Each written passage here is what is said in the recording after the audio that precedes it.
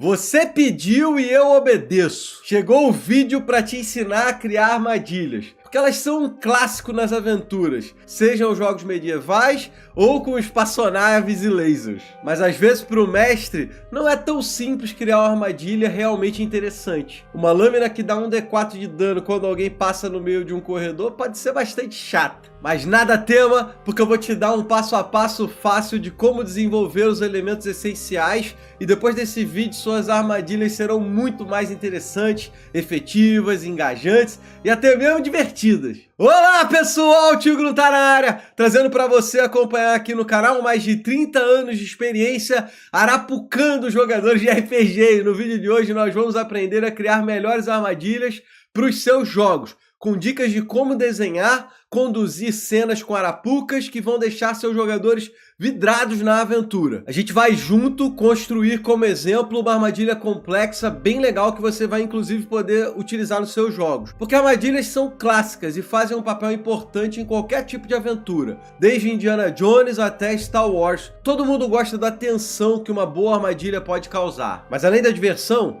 que outro papel as armadilhas desempenham em um jogo de RPG? Elas são interessantes para reforçar uma história ou dar veracidade para o mundo de jogo. Afinal de contas, um baú de tesouro precisa ser protegido de alguma forma. Também faz sentido que os monstros e vilões coloquem defesas para destruir os invasores que estão nos seus covis. Ou então um vilão famoso por ser astuto provavelmente vai ter vários mecanismos a seu dispor, faz sentido os jogadores enfrentarem isso. Já do ponto de vista do narrador, uma armadilha pode servir como ferramenta para várias situações, por exemplo, controlar o ritmo do jogo. Lembra que a gente falou sobre mesclar diversas cenas? Se já se passaram 3 cenas de combate, 2 de interação social, que tal colocar aí uma armadilha para equilibrar as coisas? Outra utilidade para o narrador é controlar um pouco os recursos dos personagens. Quer que eles gastem algumas magias antes da batalha final contra o chefão? Uma arapuca pode funcionar muito bem para isso. Mas se armadilhas são tão clássicas, interessantes e úteis, por que um monte de gente pediu para fazer esse vídeo sobre elas? Por que às vezes é tão difícil para o narrador fazer uma armadilha funcionar, sem deixar a parada sem graça? Por que tem um monte de gente que odeia armadilha? E para mim, a resposta para essas perguntas está no fato de que as armadilhas são tão variadas que fica difícil para qualquer sistema de regras definir parâmetros que sejam consistentes para os mestres poderem criar as suas cenas. Isso acaba deixando as coisas muito soltas e gera todas essas sensações esquisitas em torno das armadilhas. Porém, existem diretrizes que podem ser utilizadas para a gente construir cenas muito maneiras com armadilhas, e são essas orientações que vão guiar o nosso vídeo a partir de agora. A grosso modo, existem 2 tipos de armadilhas. As simples, como um alçapão ou uma lâmina num corredor, que basicamente vai machucar os aventureiros descuidados, acionar um alarme ou ter algum outro efeito imediato. E eu acho que essa é a palavra. Armadilhas simples são acionadas, causam seu efeito imediato, e aí estão finalizadas. Mas existem também as armadilhas complexas, que apresentam um monte de possibilidades. Elas funcionam quase que como um combate completo, com iniciativa, ação dos jogadores e da armadilha para poder determinar os efeitos. Por exemplo, a armadilha de ácido que aparece lá na animação do Vox Machina. Seja simples ou complexa, as armadilhas apresentam diversos elementos em comum, e a gente vai falar sobre eles rapidamente para logo depois dar o passo a passo de como construir uma armadilha. Eu falo um pouco sobre essas coisas lá no vídeo sobre exploração. Se você não assistiu ele ainda, é bem interessante como complemento para esse aqui,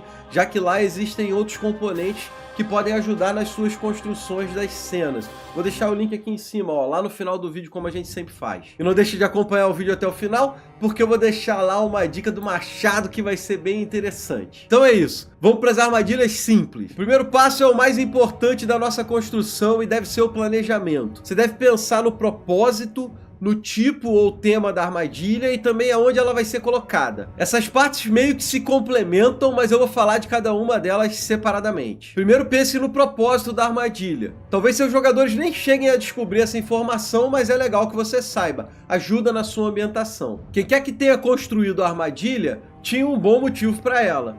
Por que colocar essa armadilha ali? Talvez proteger um tesouro, quem sabe avisar a presença de intrusos, ou então atrasar o avanço de invasores. Isso aí já vai te dar uma ajuda para pensar no tipo de armadilha que você quer utilizar. Barreiras, alarmes, fossos ou lâminas. Ou então você pode se basear em um tema. O covil de um mago vai ter mais armadilhas mágicas, enquanto uma floresta pode ter armadilhas de laços e buracos. A localização e a história da sessão podem ajudar você a criar essas experiências mais adequadas e únicas para os seus jogadores. Por último, imagine onde a armadilha vai ser colocada. Mais uma vez, o propósito dela deve ajudar nessa escolha, mas eu quero ressaltar alguns pontos. Interseções e passagens estreitas que levam a locais importantes em um calabouço são bons pontos para armadilhas, especialmente aquelas que funcionam como alarmes ou restrições. O objetivo é frustrar ou atrasar os intrusos antes que eles possam alcançar um local crítico, dando aos habitantes do calabouço a chance de montar uma defesa ou um contra-ataque. Já um baú de tesouro, ou uma porta que vai levar a um cofre, ou qualquer outro obstáculo que bloqueie o caminho até um tesouro valioso, é o local ideal para uma armadilha mortal, porque nesses casos, essa armadilha é a última linha de defesa contra um ladrão ou um intruso. Se a gente for pensar em alarmes, eles são apropriados para áreas que também são usadas pelos habitantes do lugar, assumindo que a galera que está ali sabe sobre essa armadilha e como evitá-la. Que acidentes podem até acontecer, mas se um Goblin entra desajeitadamente em sua toca e ativa uma armadilha de alarme, não tem nenhum dano real. Vai soar o barulheira, os guardas vão chegar, eles dão uma pancada no Goblin desajeitado e rearma a armadilha, tá tudo bem. E beleza, agora que a gente já tem a ideia de que armadilha a gente vai fazer, é hora de escolher um gatilho, ou seja, o que vai acionar a armadilha. Normalmente os gatilhos podem ser mecânicos ou mágicos. Pode ser uma pedra solta no chão ou a abertura de uma porta. Ou talvez uma armadilha seja acionada quando uma pessoa começa a ler um pergaminho. Seja qual for o gatilho, ele é o primeiro passo para a apresentação de uma armadilha. Tem vários exemplos de gatilhos lá no arquivo que eu vou deixar no link, tanto de mágicos quanto mecânicos. Pega lá depois para te ajudar. E agora é hora de pensar nos efeitos da armadilha, ou seja, o que acontece quando o gatilho é acionado. E não tem limite para o que o efeito pode fazer. Então como é que você vai escolher um bom? E é nesse ponto que eu acho que a maior parte dos mestres tem dificuldade, e os efeitos sem graça tornam a armadilha chata, gerando todo esse descontentamento. Tem duas regras simples que você pode seguir. Primeiro, volta lá no seu planejamento e relaciona o efeito ao tema ou ambiente que os jogadores estão de alguma forma. Se eles estão num templo aquático, faz sentido que os efeitos girem em torno de água. Em segundo lugar, tenta fugir da simples aplicação de dano. Uma armadilha que o jogador pisa em uma pedra falsa e recebe um D8 de dano é super sem graça. Tente fazer com que o efeito da armadilha seja interativo de alguma forma para os seus jogadores,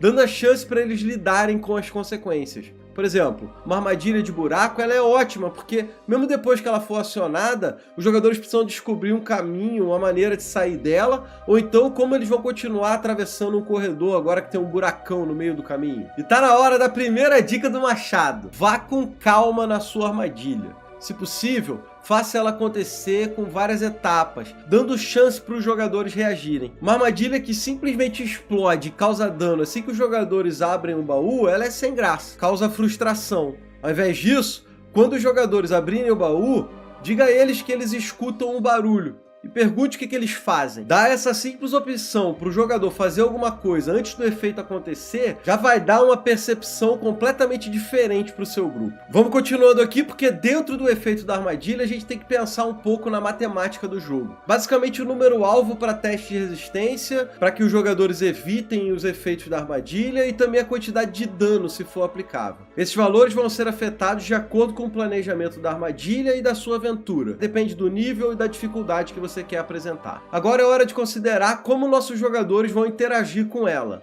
Existem basicamente três possibilidades: detectar as armadilhas, entender o funcionamento delas e desarmar ou evitá-las. Para detectar as armadilhas, normalmente os jogadores devem estar procurando por elas. Você já sabe como a armadilha é, qual o gatilho e onde ela vai estar posicionada. Então precisa pensar no número-alvo para os personagens avistarem esse gatilho. testes de percepção são utilizados para essas verificações. Normalmente eu ofereço vantagem nas rolagens de dados ou nas situações caso um jogador procure a armadilha de maneira esperta. Por exemplo, se existe uma ponte de cordas atravessando um desfiladeiro e o jogador pergunta se existe algum tipo de armadilha na estrutura que segura as cordas, eu dou uma vantagem para ele, ao invés dele simplesmente dizer eu vou procurar por armadilhas. Lembrando que o objetivo dessas armadilhas simples não é simplesmente punir os jogadores, e sim trazer uns pontos de interação entre os personagens e a aventura. Muitas vezes é legal que um jogador detecte uma armadilha, esse é só o primeiro passo. O grupo ainda vai precisar resolver como ultrapassar um obstáculo, e isso pode ser mais legal do que simplesmente o jogador pisar e cair no marapu. Perceber uma armadilha não quer dizer que os personagens sabem automaticamente como desarmá-la. Você pode até ver que tem algo de errado em uma pedra no meio do corredor, que talvez seja uma armadilha, alguma coisa vai acontecer se você pisar nela.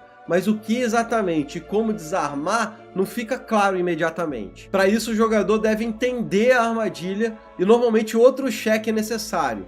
No D&D Quinta Edição, esse cheque pode ser de investigação, e se o jogador for bem sucedido, você como mestre pode informar para ele como que a armadilha funciona. E teoricamente o jogador precisa ainda desarmar essa arapuca. Esse seria um outro passo, além do entendimento. Eu particularmente não gosto muito dessa construção, porque eu acredito que acaba ficando muitas etapas. Detectar, entender, desarmar. Normalmente depois que um jogador detecta e entende uma armadilha, eu deixo o grupo avançar sem muitos problemas.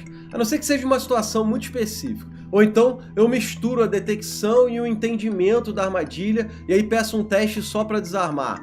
Enfim, fica aí por sua conta a escolha dessas etapas, normalmente eu uso 2 delas.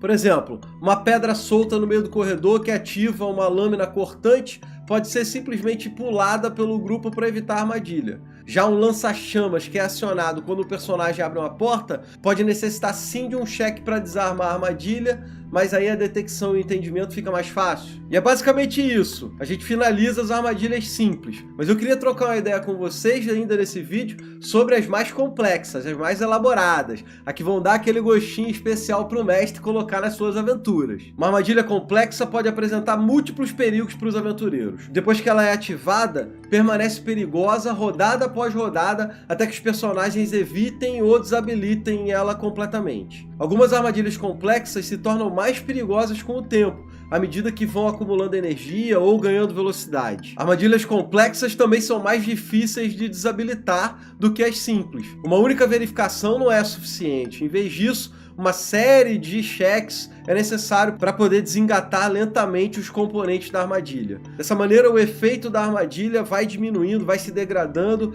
a cada sucesso que os jogadores vão tendo até que finalmente ela seja desativada. Essa explicação das armadilhas complexas vai ser um pouquinho mais rápida, porque toda a história de planejamento, gatilhos e efeitos eu já falei antes. Você vai passar por tudo isso na criação de uma armadilha complexa e o que eu falei antes continua valendo. Vou focar aqui no vídeo nas diferenças que as armadilhas complexas possuem. E aí são elas, iniciativa, elementos ativos, elementos dinâmicos e elementos constantes. Esse é um passo a passo bem legal para você poder criar suas armadilhas e a gente vai mostrar aqui para vocês, é bem facinho. Quando os personagens ativam o gatilho de uma armadilha complexa, o mestre deve tratar o encontro como um combate e rolar a iniciativa. Isso aí vai te ajudar a organizar as ações dos jogadores para não ficar aquela bagunça na mesa, com cada um tentando uma coisa diferente, tudo ao mesmo tempo. Também vai permitir que a armadilha tenha as ações nos momentos corretos do que está planejado. E eu particularmente permito que os jogadores conversem entre si ali para coordenar os esforços, mesmo que isso seja um pouco fora do realismo depois que a iniciativa é rolada.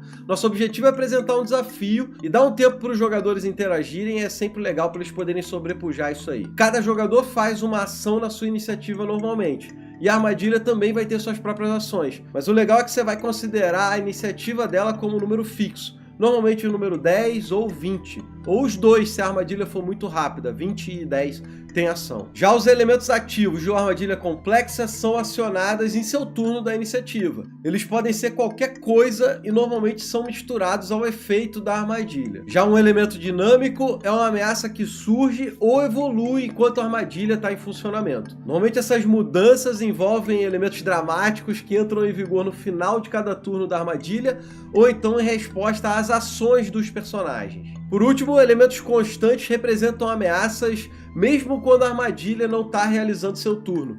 É um problema permanente que os jogadores precisam lidar enquanto estão envolvidos com a solução do resto da armadilha. Essa história toda aí com esse monte de elemento pode parecer complicado, mas deixa eu dar um exemplo para ficar mais fácil de entender a criação dessas arapucas e desses elementos.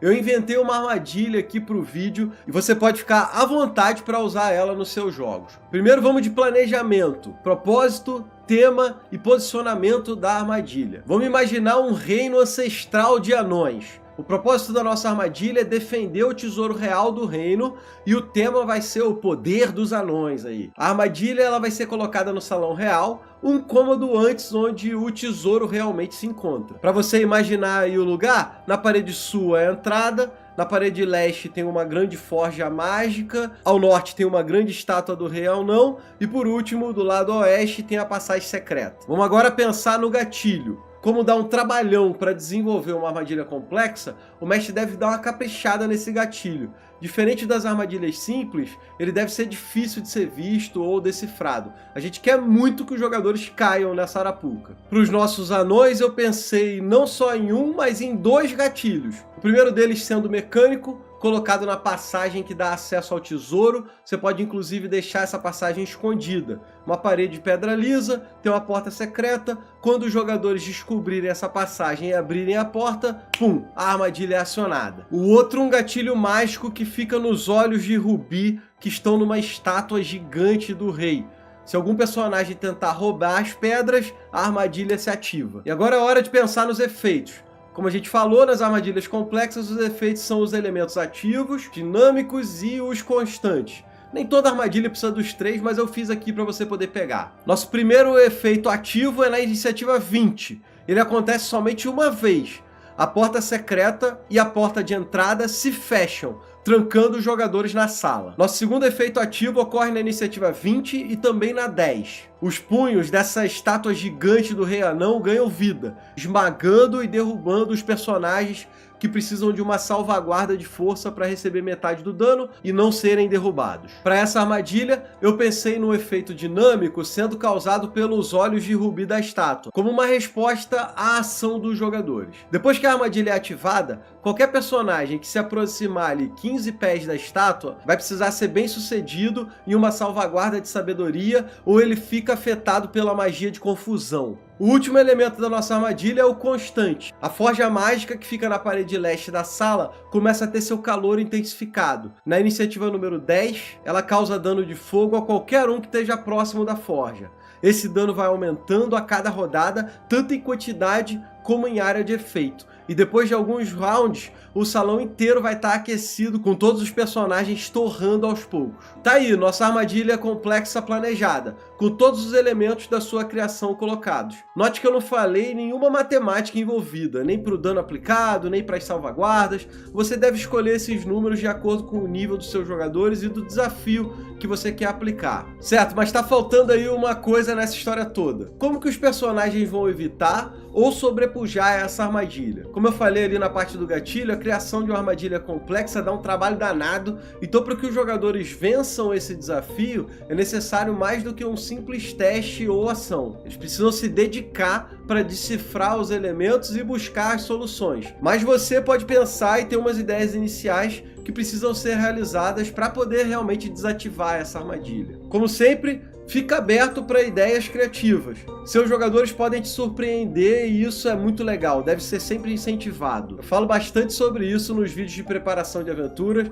e também no vídeo de exploração que eu falei para vocês que está focado em armadilha. De novo, vou deixar eles lá no final para você poder assistir. Se a gente pensar elemento a elemento, a gente vai ter uma ideia de como sair desse problemão. Começando com os punhos gigantes. Talvez eles possam ser destruídos, danificando os braços, e apesar deles serem bastante resistentes, é uma solução viável. A outra é desmantelar a magia que está encantando os punhos. Ela é controlada pelos rubis que ficam lá nos olhos da estátua. Talvez um teste de arcana possa resolver a situação, e cada olho pode controlar um punho. Ou então os jogadores podem tentar arrancar os rubis na força bruta. Isso também pode ajudar a solucionar o problema. Só que os próprios olhos são um perigo em si, qualquer personagem que se aproximar dele vai ser afetado pela confusão. Então as soluções anteriores para os punhos, de arrancar ou desabilitar os rubis, também podem resolver esse elemento. Mas aí tem um detalhe, porque na minha cabeça a magia só para quando os 2 rubis forem desativados. Só depois que os 2 forem neutralizados, a confusão acaba. Falta aí agora a forja e as portas. Se a gente pensar em algum meio mágico para resolver a situação do calor,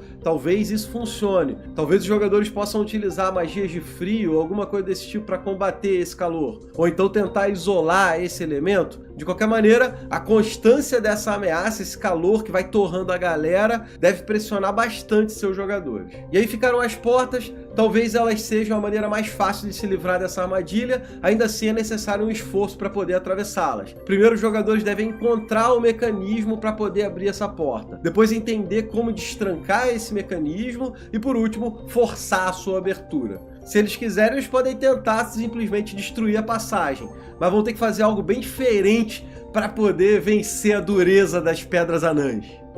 Acho que a gente conseguiu!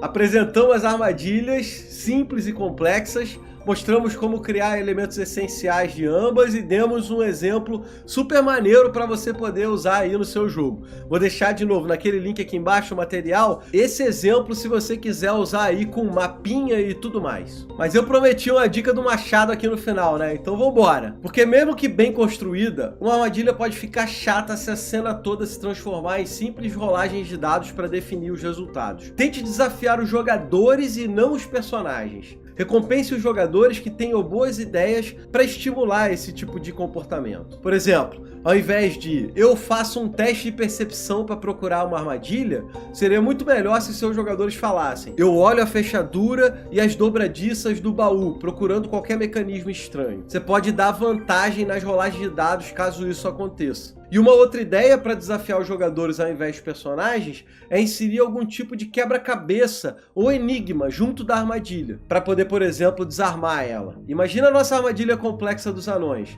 E se existisse um enigma escrito em cima da forja mágica relacionado ao fogo eterno dos anões? Se os jogadores decifrarem esse enigma, eles conseguem desativar o elemento constante que está ali aquecendo todo lugar. Como eu prometi, eu vou deixar aqui do lado o vídeo que vai complementar tudo que eu falei nessa questão das armadilhas. Ele fala sobre as explorações que são focadas nesse tipo de desafio. Vale muito a pena porque adiciona muito a esse tema.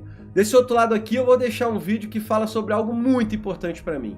A produção do cenário de Fanti. E se você não tá ligado, a gente está desenvolvendo o cenário de jogo, o mesmo que a gente usa no RPG dos streamers e no jogo organizado do Clã do Machado. O projeto inicial é o financiamento de um kit introdutório ao mundo e ao D&D quinta edição. Se você quer começar a jogar RPG, a jogar D&D, esse kit introdutório vai ser perfeito para você. E se tu já joga, mas quer trazer amigos ou a família para o hobby, então esse kit introdutório também funciona muito bem. Se você quiser saber mais sobre isso, é só clicar nesse vídeo aqui, ó. E é isso para hoje, meus amigos. Eu espero que vocês estejam curtindo essa série Narrando como Mestre. Dá uma olhada nos outros vídeos depois. Quem quiser pedir algum assunto para ser abordado, só deixar aqui nos comentários que eu leio e respondo praticamente todo mundo. Quiser deixar alguma dúvida também, manda aí, a gente está aqui para poder ajudar. Agradeço demais a moral, agradeço o carinho, a sua presença, a sua audiência. E ó, clica aqui do lado, ó, num desses 2 vídeos para ajudar no canal e pra gente continuar juntinho no YouTube. Valeu, galerinha! Vou ficando por aqui. Abraço!